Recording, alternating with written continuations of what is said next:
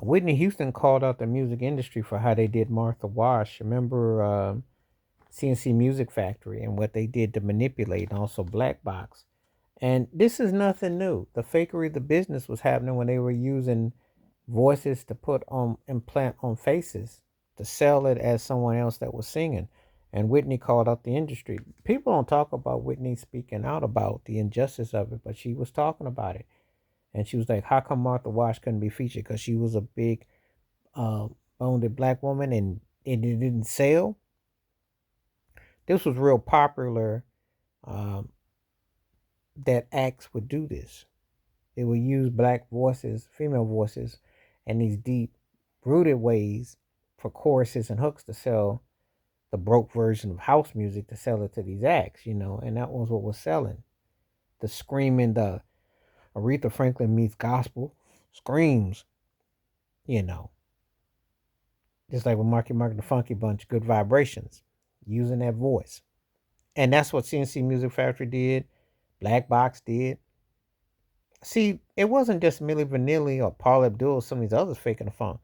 But this was going on back then. So before people act like faking, singing, ghosting was something new, it's not. It's been going on. But I applaud Whitney Houston for speaking out about it. I thought that was something that was definitely needed to be said.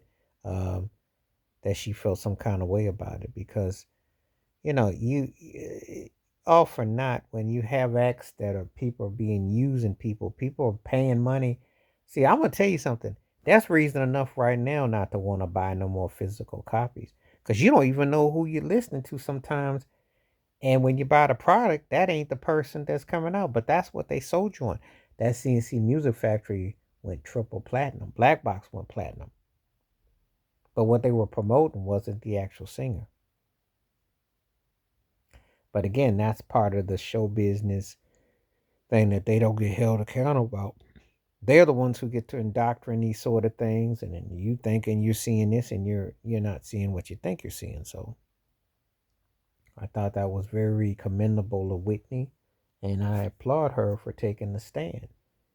Because a lot of people don't take a stand on stuff like that, and that's how certain things become problematic. And then you have acts and things that this is the kind of thing that becomes somehow normalized when it isn't.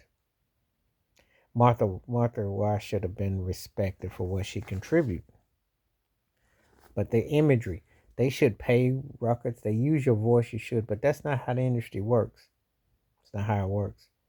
And they isolate something and they use it and they manipulate it and they think people only want to hear it and imagine from this. So they never get asked how come it doesn't match the curtains and how come the voice doesn't match the teeth.